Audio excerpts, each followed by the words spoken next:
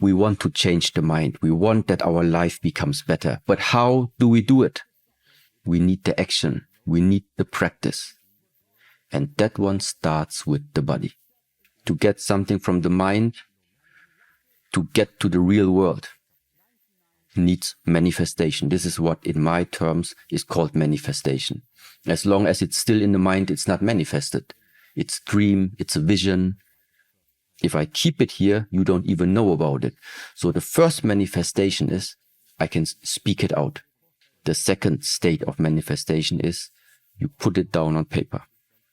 So manifestation meaning giving what is in here, giving it a form. This form can mean words. Words are a form, but it can also mean in written language. So write it down. It's also a form. This is where I say, what type of freedom are you talking about? And the freedom that eventually is going to get onto the costs or is causing suffering to you and other ones, this is not the freedom we want.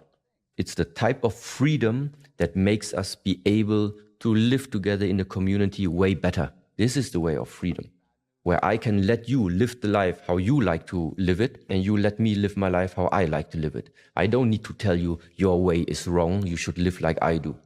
No, this is not free, this is limited.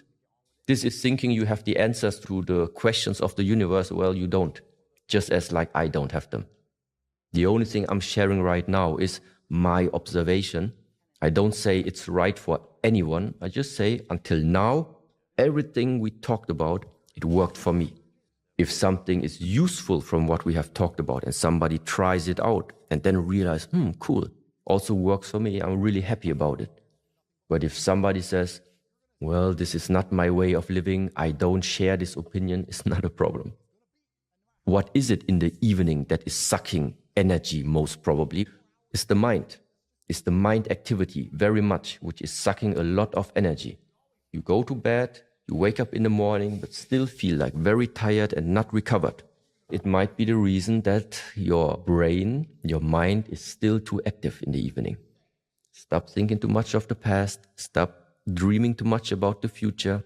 Practice yourself, remain in the present. And this also then translates into your quality of sleep. Because when you sleep, you sleep. When you eat, you eat. When you talk, you talk. When you work, you work. But nowadays, people work and they think about eating. People eat and they think about sleeping. People sleep and they think about working. So there's something not aligned. There is no synchronicity. You are here, but actually something else is there. This is not how it's supposed to be. Being present means you sleep, you sleep. You talk, you talk. You eat, you eat. You walk, you walk. You drive, you drive. You listen, you listen. This is ultimately where all of this journey goes. And then the amount of sleep is not so important, but the recovery rate is very, very different. I'm happy if I have 7 hours. When I have 7 hours, I'm happier. Yeah, 6 hours is quite limit. So 6 is really limit. I can maintain even 5 or 6 hours, but after a few days, I feel it's not good to continue like this. Because then you're starting to really burn some energy which you cannot recover anymore. Very interesting now when it comes to that word energy, how it is related to diet, breathing, and lifestyle. The quickest way to change something about the way how you feel during the day or energy state are these 3 things: diet, breath work, and lifestyle. If you have good, nutritious food, if your breathing apparatus is working properly, and if your lifestyle, let's say waking up at a certain time, going to bed early enough, having enough sleep, if you maintain all of these 3 things, chances are very, very good that your energy level is proper. If the diet is not good, if your breath is not good, if your lifestyle is not good, still you are alive somehow, but the energy that is now being sucked out from you in order to make you still functioning, it is coming from something that we, let's say in the ancient tradition, call it comes from your essence, which means ultimately no good lifestyle, no good food, no good breath, life short. You die early. Very simple. So that's it. You have some mindset where challenge is not an obstacle for you, where difficulties in life is nothing that stops you, but a challenge in life, a conflict that comes up, everything that makes you feel uncomfortable at the first glance. It's nothing that is depressing you. It is something where you actually realize that is the next area of my growth. Because it's heartbreaking, because it is so heartbreaking, because it goes so deep, it carries the potential for the highest transformation. So this type of change of perspective, if you want to see it bad, it's going to be bad. But if the circumstances right now are like this, and with the mindset which is in your hands, you can still transform it somehow, the highest transformation can happen. And this is, I think, the value. This is why I like so much in the Buddhist teachings. Number one sentence is, with our thoughts, we create the world. The circumstances are not going to change. What happened to you is not going to change. But dependent on how you are tuning your thoughts, something about it is going to change. This is why the power of the mind is so important. Because it is ultimately outside there, the wars, everything is not going to change. Because it's not dependent on what you want. You can only determine what is going to be the consequence of what comes to you. How will you transform it? Will you let it stuck inside of you and it slowly eats you up from the inside? Or do you make something different about it? And this is based on the thoughts, on the mental redirectioning of yourself. Yeah. How do we keep going when we lose hope?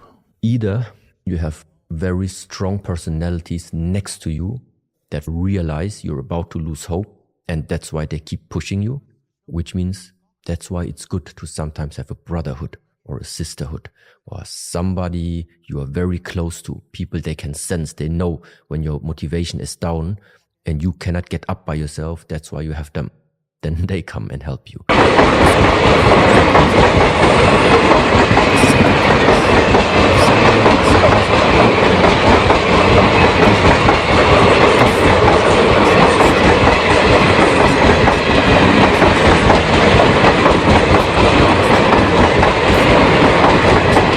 That was maybe an idea that you have, maybe was like a motivating thought that you had, but it was not hope.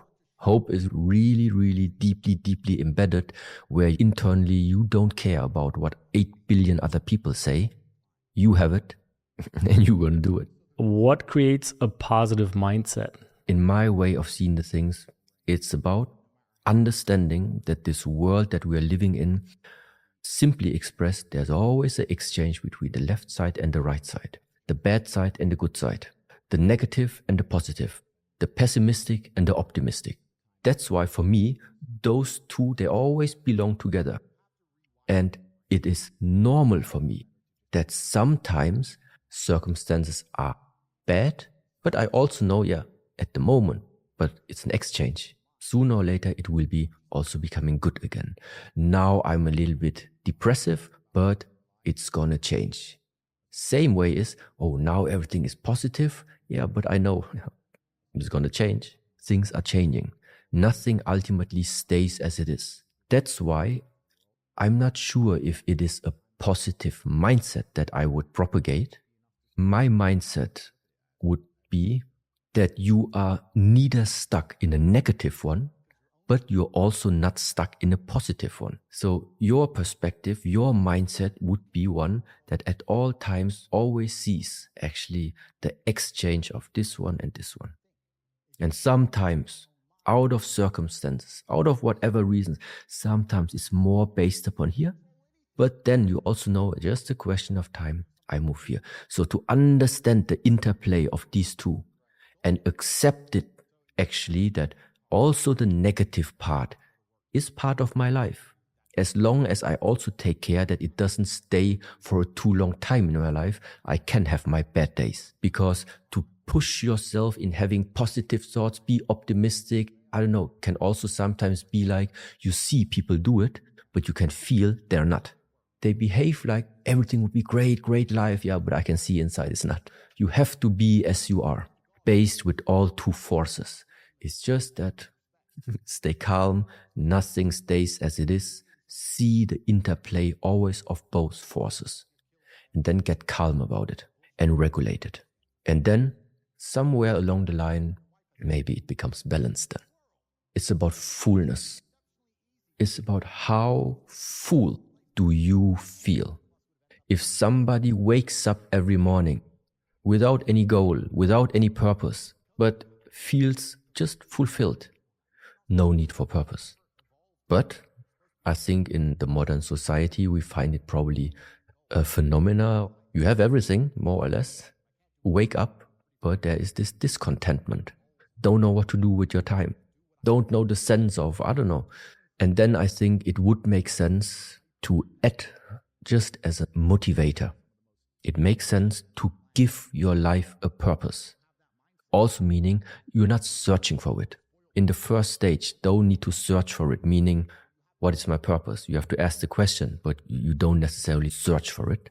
First is you give your life a purpose. So you can say you put yourself a mission statement. First thing is just you need to keep going. You need to do something in order to make use of the lifetime that has been given to you. But along this way, things are going to change. There will come the period you do, and then you realize all the doing actually brought nothing. So maybe you will return back to, it's about the non-doing. And then you do nothing again. But then at the same time you realize, yeah, but with all the non-doing, I know I could do actually much more. Then you start doing again. And along this way, you're going to figure out the middle way for you to live. It's both of them. It's not about being active all the time, and it's also not about being passive all the time. It's about being present in all of these times. What is a healthy relationship? I'm not only talking about human relationships. I'm not talking about love relationships only. There can be many types of relationships. First that just comes to my mind is, in order that there is a type of relation, that means there must be already at least more than two components involved. These components then have a connection.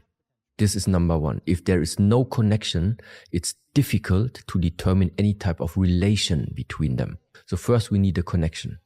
That connection can mean that feeling-wise maybe, based on the emotional, on the feelings, on your emotional states, maybe there is something that is in resonance, which means there is something that two beings have in common. That's why it's resonating. So if this type of connection is already there, then I think it's a good starting point. On the other side, what can also happen is that in the mind, you are having a desire for something, but the feeling is not one of connection that you have there. In the mind, it says, yes, I want, but feeling-wise, it's not there. This is for me not a good starting point. How do I know if a relationship can develop into a healthy way? I think you must directly start right from the beginning. If the feeling with which you have entered into this relation, no matter what type, if there is resonance. Of course, we think we know what we want. The question is that what you want, does it fit to what another person wants? What you want, does it fit together what like your dog wants? And if there is no basic, if there is no way that you can connect, and after the connection, what is happening then? Exchange. Exchange, giving and taking. Meaning also, if within one type of connection, if one type of relationship, the flow is always one directional, it's not going to work. So after connecting, after resonance, then the question is, how do you see the flow of exchange within this bond? And if it is a healthy flow where nothing is stagnating, there is a giving and a taking. From times this can change, but it's there.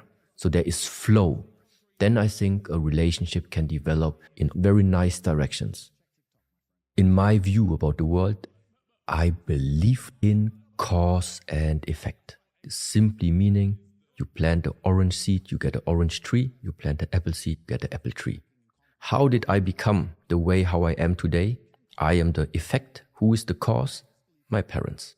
So why can I be here? Why are we able to talk? Because of my parents. And everything that you can trace back, thanks to my parents, that's why there is gratitude. Why can I do in the martial art field the things that I can do? Because I had teachers that taught me the things.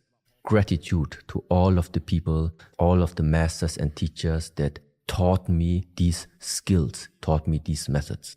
The friends, the ones why you are still a person today who believes in hope, who believes in keep going, who believes in friendship, who are the key persons that you nowadays still have it. Well, gratitude to all these companions that you have met in your lifetime.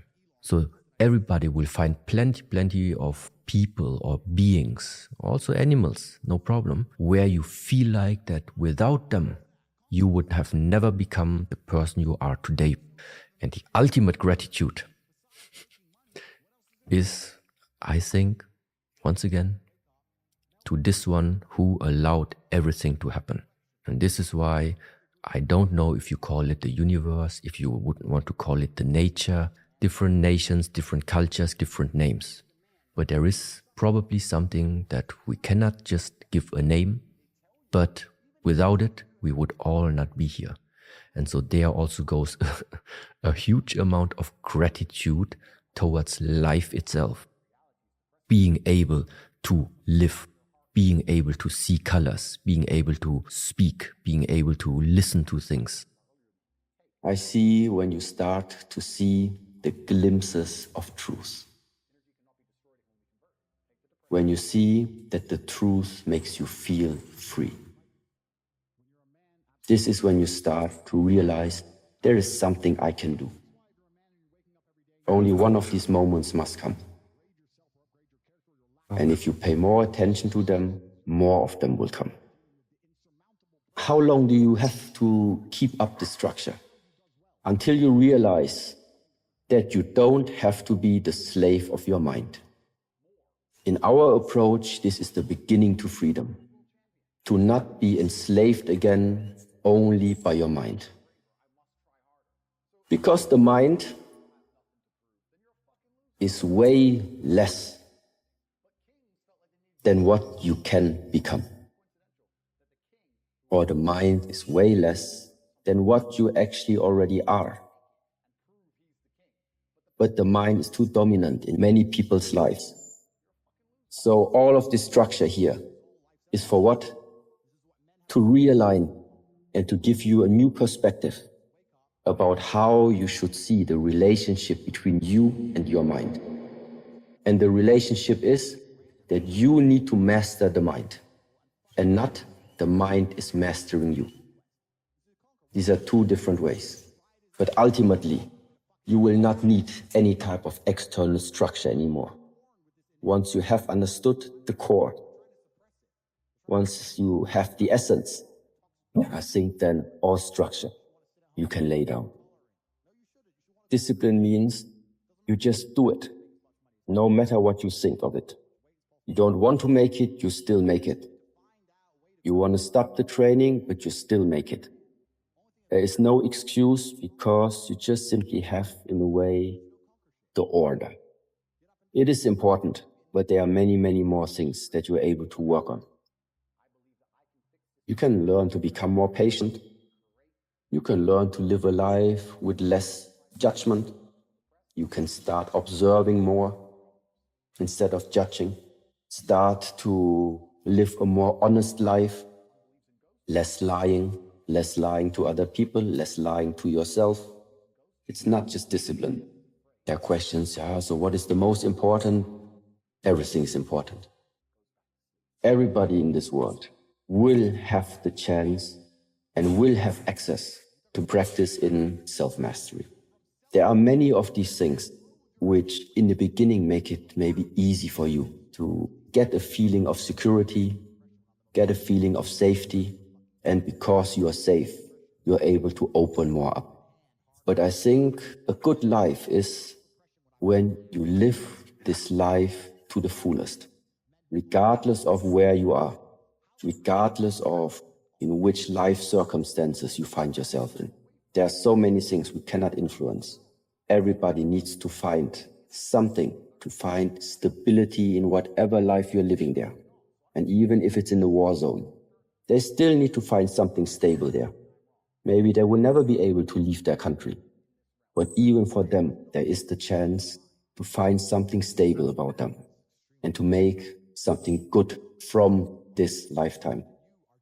And may it even be that in this complete war zone, they still have their close bond between their families, between their brothers, something like this, something where they feel this gave me strength, this gave me power. Even something like this can lead to a good life. To the question, where do I start? Find something in your own life at the moment or in the last week that made you feel not okay. And then start investigating it. What was not okay? Which area is it? What was not okay there? And then you figure out what are the 2 points supposed to be that you want to balance there. And how do you know that something is not in balance or that something is not in harmony? You simply know because you don't feel well. Or there's something telling you this is not correct, or it should not be like this, or you don't feel well. Yeah? This is when you feel there's some disharmony.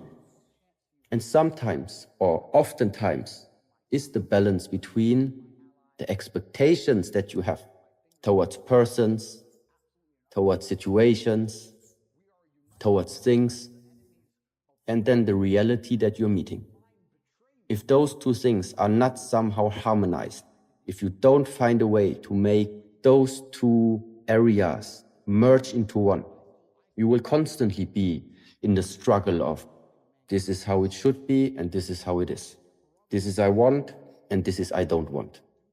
The first step is just to discover or look inside yourself and see what is there out of balance and what needs to be balanced.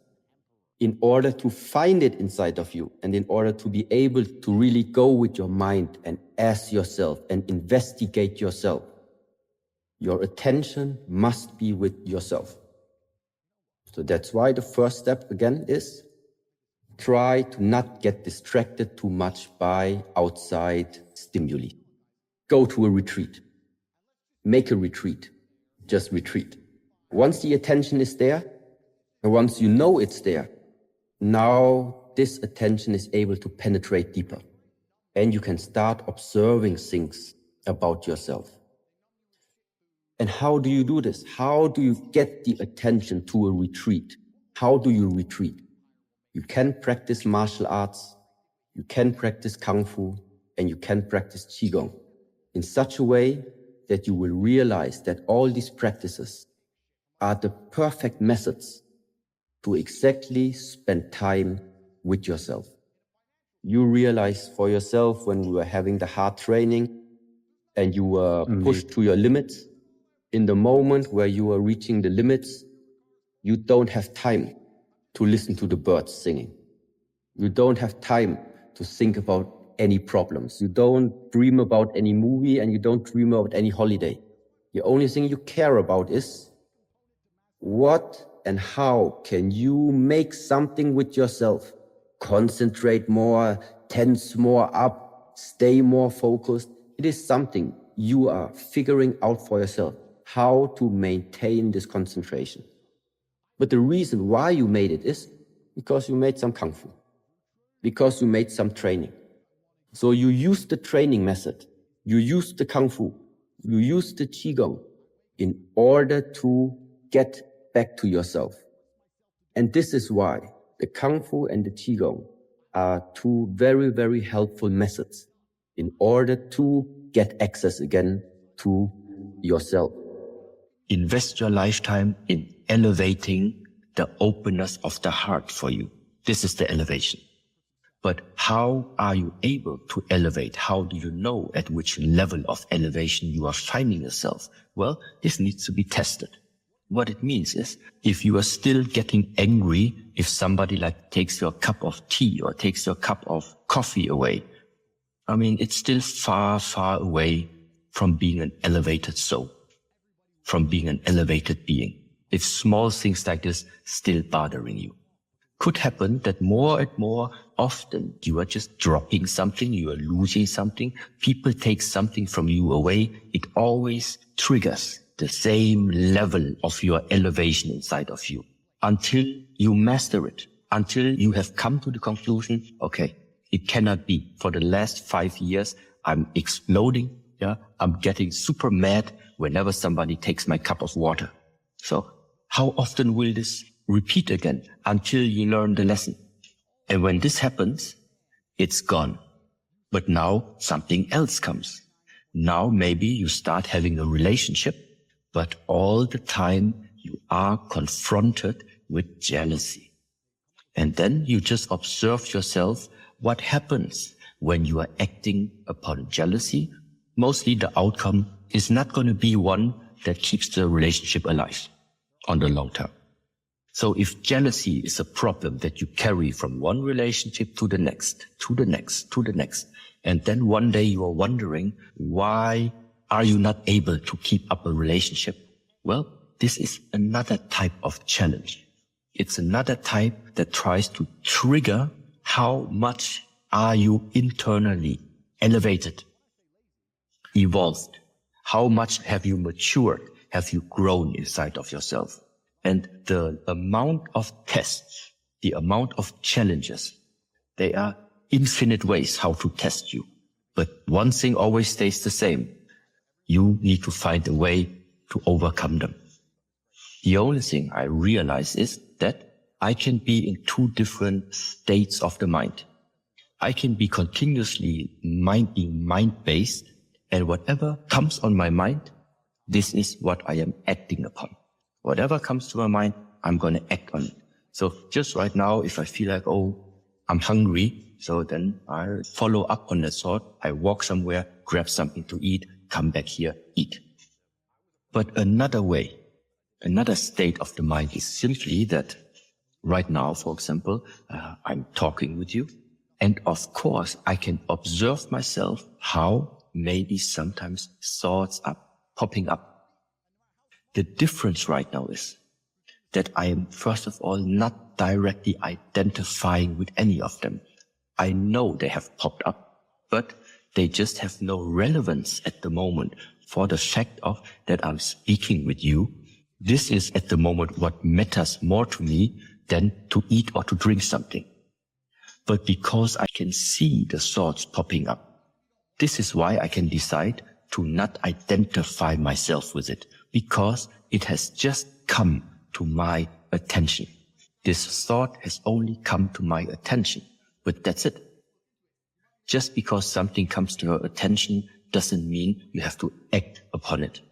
One thing is to hold on to the thought. This is already the first thing that many people sometimes do. A thought comes up and you actively actually hold on to it. The second trap you can do is, after grabbing it, you invest even more attention to what you have grabbed there, which means now you're starting to fuel this thought. You're giving energy, you're giving awareness to this one thought. And the more this energy is now flowing into that type of thought, well, the more it's going to carry you away. But the bottom line of living this life is that from morning till evening, we all have thoughts, but the message is 90% of all the thoughts are unnecessary. They don't have a relevance for something that you really want to do when you wake up. If I were to talk with you right now, I have set my mind, I'm going to be concentrated, we have this conversation, and all the thoughts that pop up in between, it's irrelevant. So I can see them coming and I can see them passing. And afterwards, when we have finished this conversation and any of these thoughts start to pop up again, then I have still time now to decide, do I want now to follow up on any of the thoughts or not? So that means suddenly you have control. You have control over your 24-hour day. If you eat, you eat. If you talk, you talk. If you sleep, you sleep. If you make a movement, you make a movement. This is the way of life. Nowadays, the problem is you talk, you think about eating. You are eating, you think about sleeping. You are sleeping, you think about moving. You are moving, you think about reading. Okay? For me, it's not, I don't want to be out of the body The thing is, I don't want to be unaligned. This is what I don't want to be. Everything about me, I want it to be aligned. What I feel is what I say, is what I think, is what I do, is what I act upon. It's one way. It's not two options. So what is a very special moment? It is when no matter what you're doing, you just do. It's one. You're not thinking about what you're doing.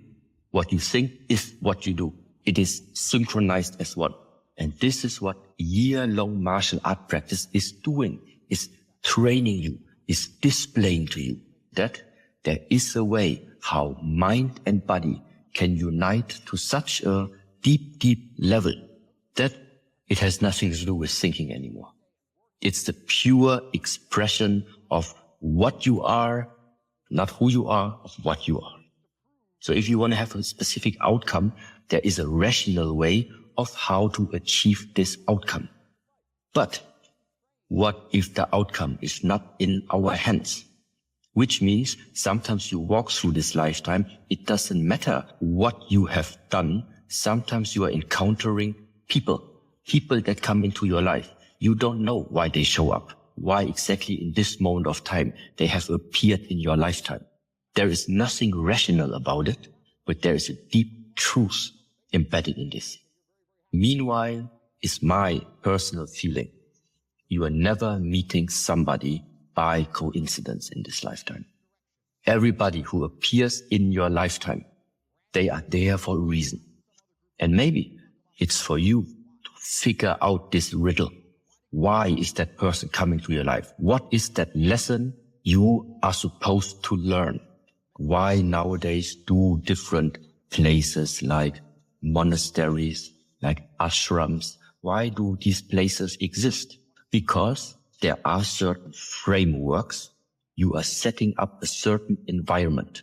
And in this environment, it just makes it easier to cultivate something specific, let's say. But for the beginning, to really develop something, it is very helpful to have the proper framework. And this is what a monastery, an ashram, retreat places, being calm, being isolated a little bit for yourself. This is where it helps in the beginning. Solve every problem now. Now. That's the only way. What I don't solve now, 10 minutes later, I still have it. I'm not talking about the financial department, not this type of problems. I talk about the internal conflicts that you carry around.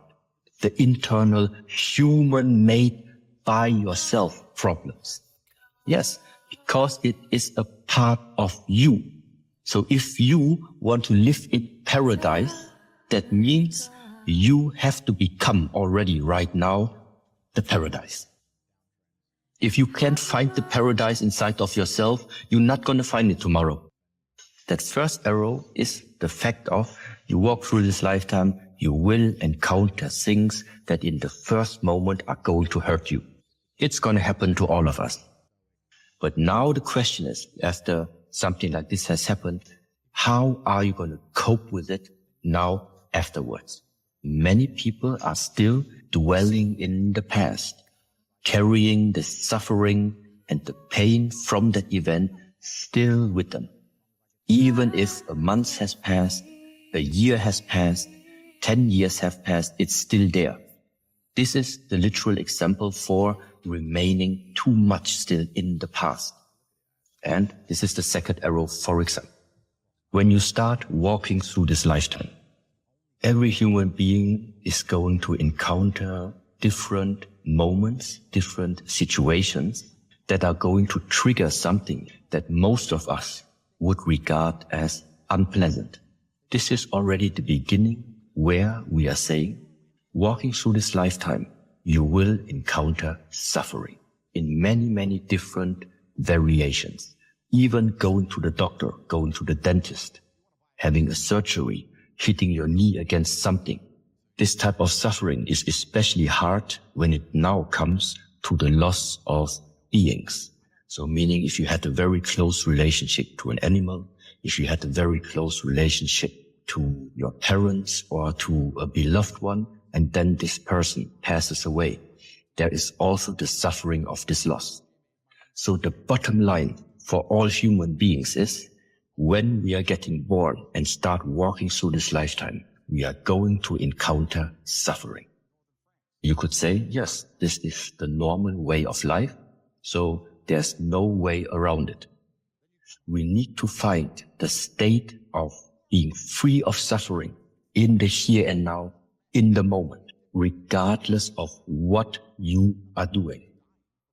To experience the states of being free of suffering, one way to cultivate this are the so-called meditative practices.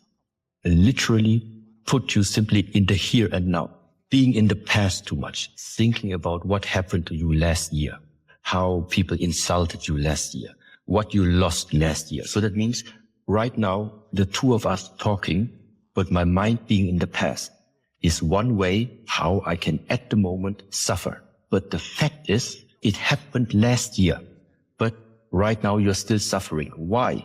Because your mind is in the past. Now we don't know what the future is going to bring. I don't know how this year is going to evolve, in which countries the next war is going to break out. Oh, what's going to happen next week? What will I do when they come into my country? So at the same time, you can recall the sufferings also by spending too much time jumping into the future. So being in the past, being in the future, both of them are already sources where you're going to find suffering. As long as there is separation existing, separation from the present to the past, from the present to the future, from you to your surroundings, from good and bad, from having and losing, from living and dying. So the more your mind is based on either this or that, the more you see this separation, the higher the chances are, if you cannot find a way how to unite them, then it is automatically related to suffering. And so there's only one way how to reduce it, at least personally for everyone. Everything that you can observe in your lifetime, that you can observe from the moment you wake up in the morning, everything we're regarding as separated, figure out a way how to find the proper perspective and unite them. See that everything belongs together, regardless of if you like or dislike, because this is also separation, liking or disliking. Number one, you figure out your own personal way how to ensure that you are starting to love this life, to appreciate the time that has been given to you, to enjoy actually what you yourself are doing. That is the number one of greatness. And then after you have discovered that this is the way, that you liberate yourself to fully enjoy what chances have been given to you in living this existence. This is number one. Then the second one is spread the message that other people discover the same. I think there's nothing bigger, more sustainable, more purposeful, more peaceful, more heart-fulfilling than these two things. You are feeling good living this life, and you make other people feel also good to live their life. And so at the end, everybody feels good living their life, problem solved. That's the greatness. You become very, very sensitive. What type of physical changes are going on inside of you? What type of emotional changes are you dealing with on a daily basis? How is your mindset? How is the way of your thinking? What type of thoughts rising up in the morning, carrying out throughout the day? With what type of thoughts are you going to bed? What type of things are you dreaming? If you are numb, if you are sleeping, you are simply unaware of all of these things that are happening within a 24-hour, within a 7-day week, and within the 30 days month, and then within the whole year, and then within 100 years, one lifetime. Only if we know where a problem is located, only then we can adjust it. Theory is theory. Knowledge is knowledge. The theory doesn't change your life. The knowledge doesn't change your life. At the end of the day, it is action, action, action. That's it. Because if this life would be about knowledge, just stay at home, Google knows more. There is no human being who has that type of knowledge like Google has. But that's not it. You are receiving information. You are understanding the information. But the very important part, what you carry inside of you, knowledge, understanding, how does this translate into the 24-hour day so that everything that you know in theory starts to manifest also in real life? The universe only cares about the truth. The question is, but what do you refer as being the truth? Well, one of these truths for me is being given the gift of living this lifetime right now on earth inside a human body and live it miserably, live it sad, live it angry, live it in jealousy, live it in internal destruction. Sorry, it just doesn't make sense. I don't think the point of living this life is suffering more than necessary. What to do with the suffering? Well, you need to face it. You need to look it in the eye. Whatever is so fearful to you, whatever seems so impossible for you to do, whatever is like really challenging you, that is the one made as a challenge for you in this lifetime to face it. Some people have the ability to face it. Some people do not have the ability to face it. Why? Two very important things are missing. Number one, the ability to let go is one very, very big part. The skill, the willingness to let go, the fact of letting go is number one. And number two, to have courage to face the fear, to face the truth, to face the darkness, to go into the dark. Because this is what it's about.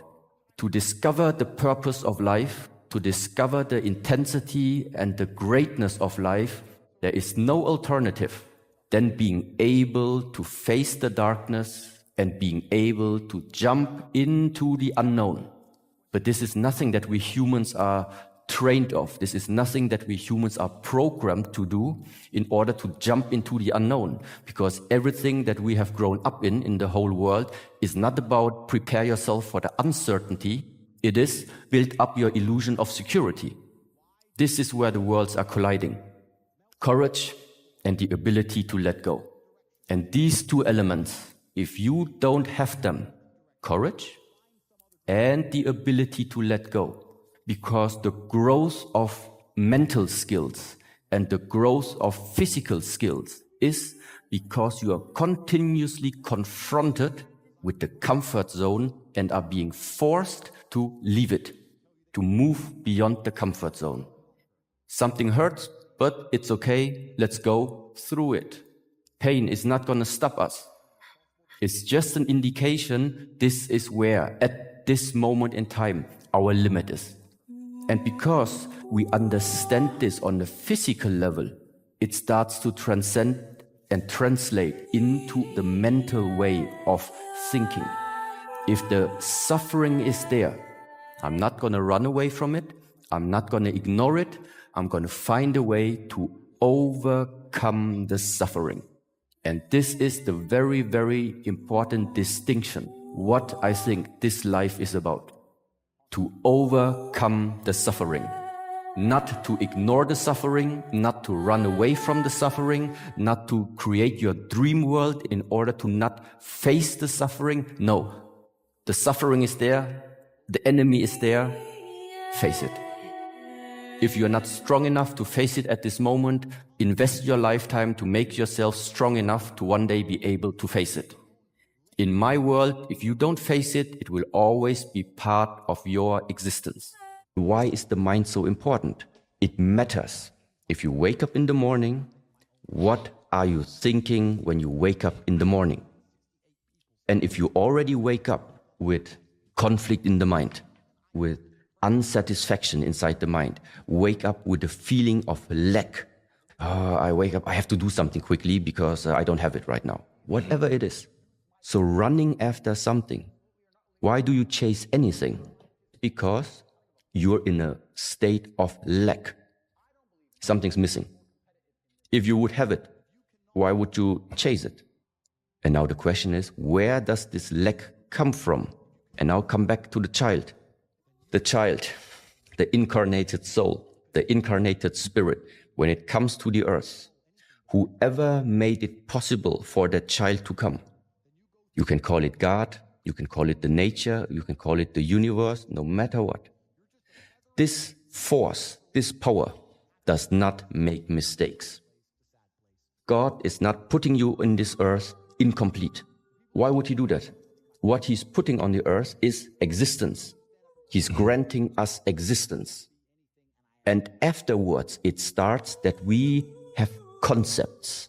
We start thinking. We start having ideas about how this life is supposed to be. If you're not successful, it's not a life. If you don't have many cars, it's not a life. If you don't have many friends, it's not a life. Well, no, this is all human ideas. You came to the earth right from the beginning. You have been complete.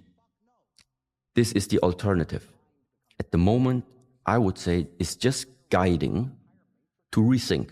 So what is the next way of what can people do? Rethink your life. Look at how is your life looking at the moment? How did you spend the last 5 years, 10 years? Do you maybe see some patterns in your life?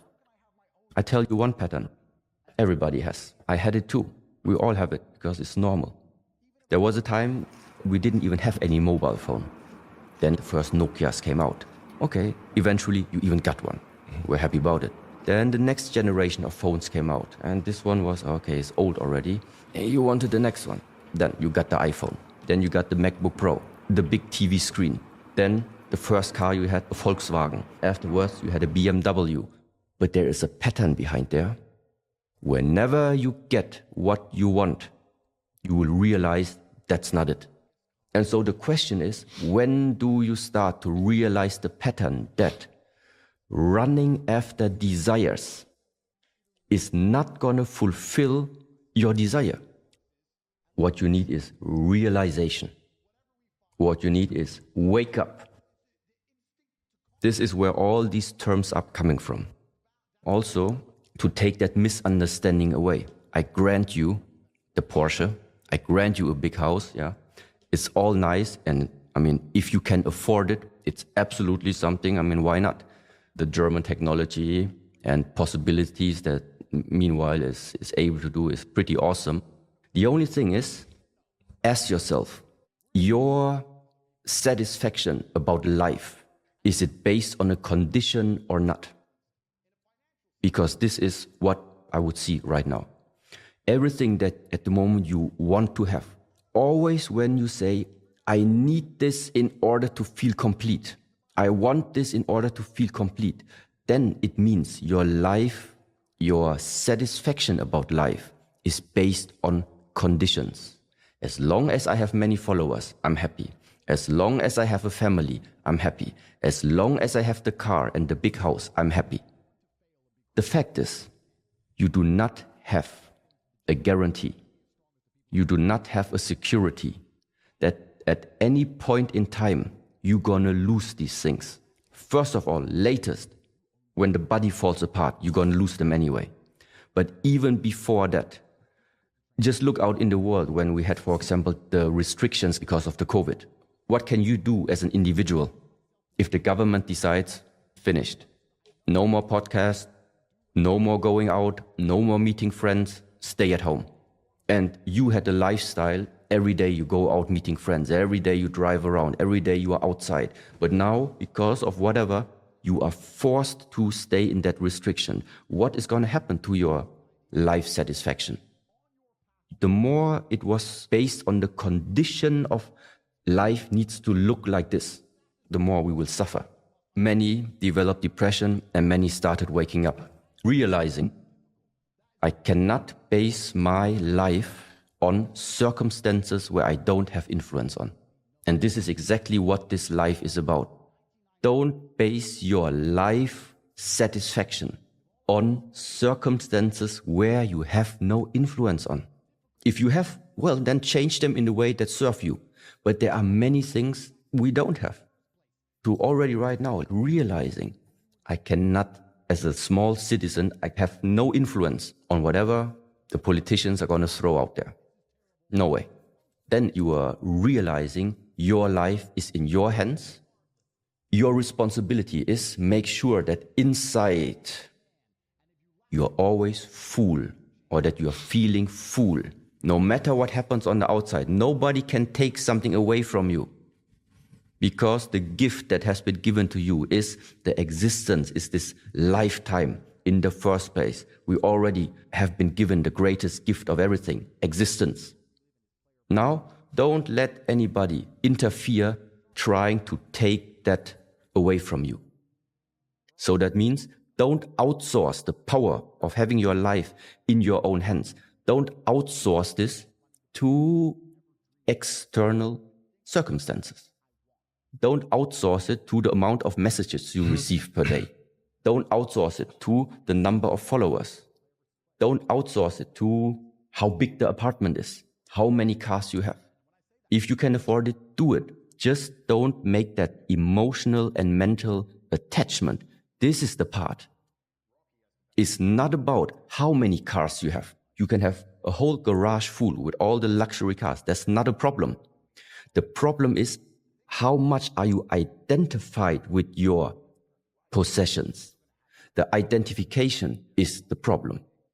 To have a garage full and just use them and enjoy them, and when you drive and the weather is nice, then it's really nice. But then you put it back into the garage, you go eat your meal, and while you're eating, the car is gone. You're not thinking about the car anymore. It's gone, it's standing in the garage, finished. Now you just enjoy the meal. Attachment is the problem. It is a process. It is of rewiring. How have you lived your life until right now? How much did it serve you, the way of thinking until now? And how much also did it limit you? These are all things every individual has to ask for themselves.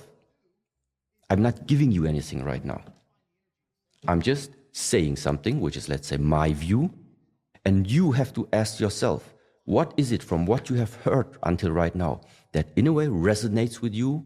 You observe this pattern in your own life. And ultimately, the only person who can do something about it, it's not me. You make the decision. Your life is in your hands. The only thing that I'm doing is, if at all, I'm taking something away. I'm taking away misconceptions and illusions that people might have in this lifetime if they didn't have the possibility to hear other perspectives. Fear and also uncertainty. These two things are the biggest challenges every human being is going to face. The question is, are you living your life based on fear or not? And this fear is not helpful because it restricts you. It restricts your ability to expand the mind. Fear is restricting you to discover because fear makes you to stay inside the comfort zone. But why do we call something the comfort zone? It's because we have spent time already inside that zone that we know. You know everything about it inside there already. You have seen it, you have experienced all of it. That's why everything has become comfortable to you. So as long as you're comfortable, it means you are not leaving the things that you know. This existence is too big. It's 0.1% of knowing, it's 99% of not knowing. If you want to discover what is the 99.9%, it means you need to leave the space of knowing, you need to leave the space of comfort. You need to go into the uncertainty. And this is that fearful part. The more fearful you are, the more you're going to stay where you are. The less fearful you are, the more you're going to expand, the more you're going to discover. Now the question is, how can I now learn to face your fear? To face it. And there again, I think the Shaolin practices is one of these ways. So facing pain is also something that goes along the way of practicing the Shaolin martial arts. You don't have to jump right away into the darkness. Not many people can do this. But realizing, okay, this is right now my comfort zone, and tomorrow I'm already trying one thing that is new to me. It still feels uncomfortable to me, but okay, let's try. Just one step out. Next day, another step out. Meaning, integrate the jump into the uncertainty into your lifetime until it becomes a habit. This is the one way. How to develop that ability to go against the fear. This is one thing. The second part is, I think this is now very useful for everyone. If you have the wrong image about yourself on this earth, if you are viewing yourself like from a wrong perspective, then it just means you will never get into the understanding what type of potential you are actually possessing. The point is, you're becoming more and more refined about there is much more about us. Because in the moment where you realize that bag of skin has more on the inside, it also increases right now your ability. If you say health is important to me, well, then it's not enough to just like use cream on your skin. That is taking care outside. If you know there is more inside, then it means whatever you eat, whatever you do, whatever you're drinking, how does it affect what is inside of you? So all these practices, what does it do? It makes you become more refined about yourself. When you look at yourself, when you sense into yourself, you feel more what you are. Take care of the body, refine the body, and at the same time, you refine the mind.